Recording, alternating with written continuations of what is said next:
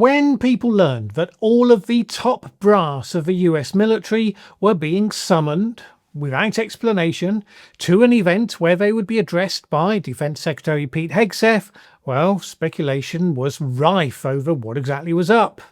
Given the authoritarian drift of the Trump administration, the obvious possible reason was that there was going to be some huge and heavy pressure on loyalty, that some top people might be publicly shamed and fired to keep the others in line.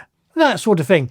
The sort of thing that competent authoritarian leaders are kind of famous for. Then, as the event got closer, we were hearing talk that, well, actually, Pete Hegseth would be talking to the assembled generals and others about grooming and fitness and the Warrior Ethos, because Fox News hosts are definitely where you go to for that sort of instruction. Then it turned out the president himself was also going to speak, which raised the prospect of something more high stakes after all. And then we got the event today.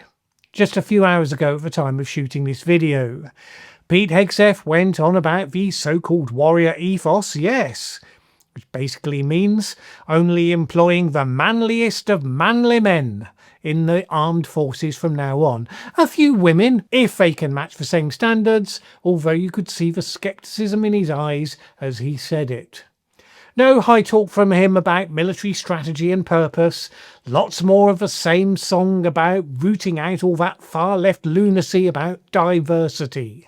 No coincidence, you have to assume, that a disproportionately higher number of those who have been fired during the last 8 months from the military have been black or female.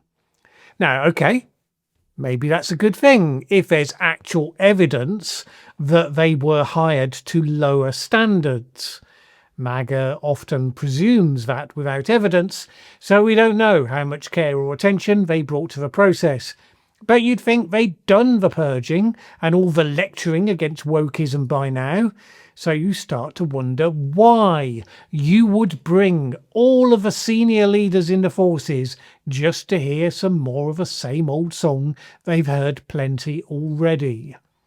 Hegseth did get to a sort of loyalty test moment, but whereas you might have expected that you'd get a vision of how the country was going to go, the crucial role the military would play, then maybe some process for telling them that all that guff about loyalty to the Constitution, they had to interpret that from now on as loyalty to the person of the president. None of that really happened. Instead, it was simply, if you were in favour of diversity, or supported the previous COVID-19 vaccine mandates that were applied to the military, or if you had qualms about trans people being fired, then you should resign. The sooner we have the right people, the sooner we can advance the right policies. But if the words I'm speaking today are making your heart sink, then you should do the honourable thing and resign. And then we had Trump. And my goodness, if your purpose had been to bring together the most senior leaders of the assembled armed forces in order to make it plain to them that they are being led by complete idiots, you really couldn't have done a better job than this speech as we follow on to Pete Hegseth. Trump rambled on and on and on. The same eclectic but deeply familiar tour of all the issues, all the grievances, all the boasts, all the insults. In amongst all of that, he said a few things that might have been held to be important if he wasn't in the habit of saying random stuff that had come into his head, much of which never ever happens. So, for example, he told the admirals and the generals that his government was debating making the military larger. This is a flavour of just a tiny part of what he had to say. We're thinking about making it larger because we have so many people, and it's nice to be able to cut people because of merit that aren't really qualified for any reason. A physical reason, a mental reason. You don't have to take them anymore because you have the pick of the litter and they all want to be with you. Seriously. From that, you can take nothing whatsoever.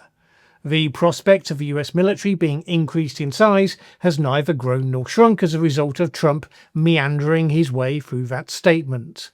Trump also suggested that the Department of Defense should use what he described as dangerous cities as training grounds for the military and National Guard. He suggested that there would be high tolerance for troops using violence against civilians. I say, they spit, we hit. Is that okay? I think so. If they, and I presume he meant protesters, went further than spitting, well then all bets would be off. You get out of that car and you can do whatever the hell you want to do, because those people you now can die from that.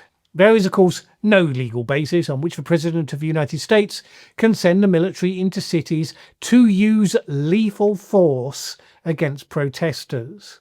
All of the senior people in the room would have been fully aware of that, of course, and aware of the fact that they shouldn't even be asked to go into that situation in the first place. The main reference to what we understand is in the Draft Defense Review, which is reportedly being hotly debated behind the scenes, was this passage.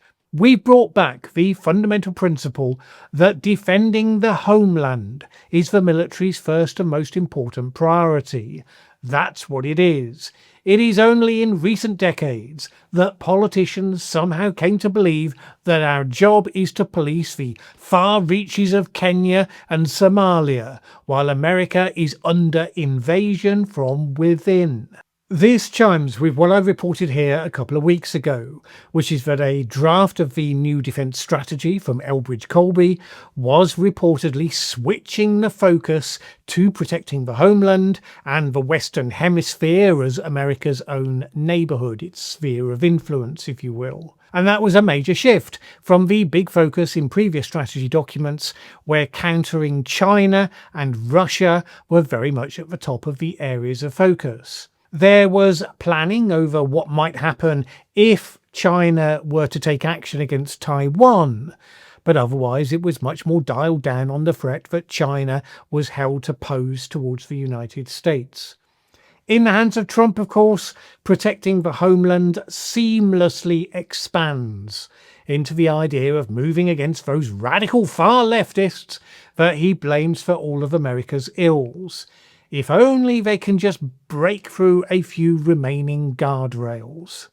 But, by all accounts, some of the China and Russia hawks in Trump's own party are fighting a rearguard action against such a strategy, believing it to be starkly inadequate to the actual world situation that they face.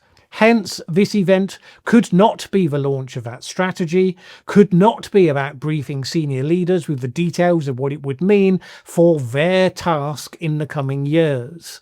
So rather, they just dragged all of these people from all corners of the globe to strut around in front of them, to talk about how to be proper manly men, and how Joe Biden was a disgrace for using an auto pen, and the wonder of tariffs and Nobel Peace Prizes, and on and on and on and on.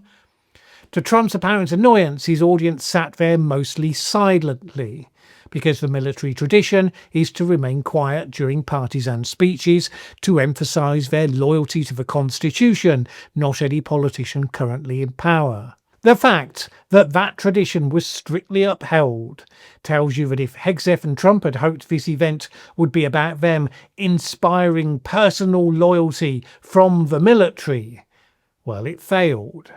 And that is one very good sign from the day for all of those who fear for the speed of democratic decline in the United States of America.